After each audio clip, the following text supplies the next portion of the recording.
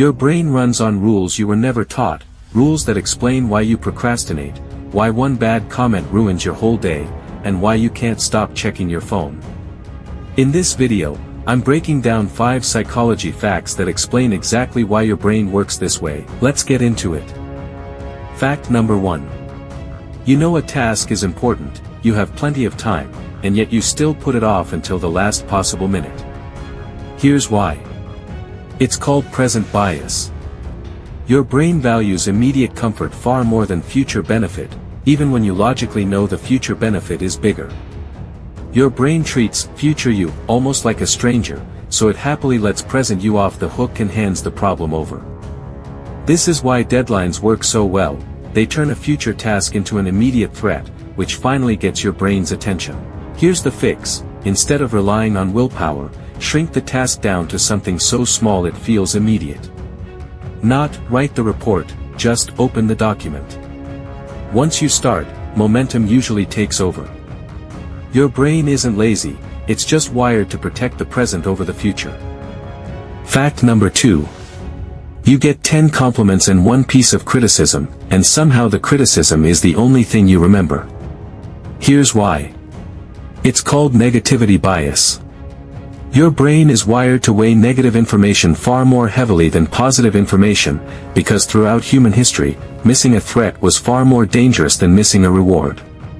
A predator you ignored could kill you, a reward you missed just meant you stayed hungry a little longer. So your brain evolved to scan for danger first, and criticism gets processed as a social threat, not just feedback. Here's the fix. Psychologists recommend actively pairing negative feedback with specific positive memories. Research suggests it takes roughly 5 positive interactions to balance out 1 negative one. Don't erase the criticism, just don't let it be the only thing your brain keeps replaying. Fact number 3. Someone replies to your message with just, "okay," and suddenly you're convinced they're upset with you. Here's what's happening. This comes from something called ambiguity intolerance. When information is incomplete, your brain doesn't like leaving a blank, so it automatically fills the gap with a story, and that story is usually negative, thanks to the same negativity bias we just talked about. In face-to-face conversation, you'd have tone, facial expression, and body language to fill in the meaning. Text strips all of that away, so your brain manufactures an explanation from almost nothing. Here's the fix. Before assuming the worst, remind yourself that you're not reading their tone, you're inventing it. Most short replies mean nothing more than someone being busy. Fact number 4. You think switching between tasks makes you more productive. Your brain disagrees. It's called attention residue. When you switch from one task to another, a part of your attention stays stuck on the previous task, even after you've mentally moved on. That leftover residue quietly drains your focus on the new task, which is why multitasking often takes longer than doing things one at a time. Studies show it can take over 20 minutes to fully refocus after a task switch, meaning constant task hopping keeps your brain in a permanent state of partial focus. Here's the fix: batch similar tasks together, and give each task a real, undistracted block of time before switching. Your brain isn't built to split, it's built to finish. Fact number 5.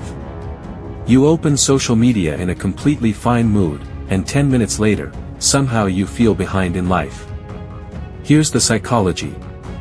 It's called social comparison theory.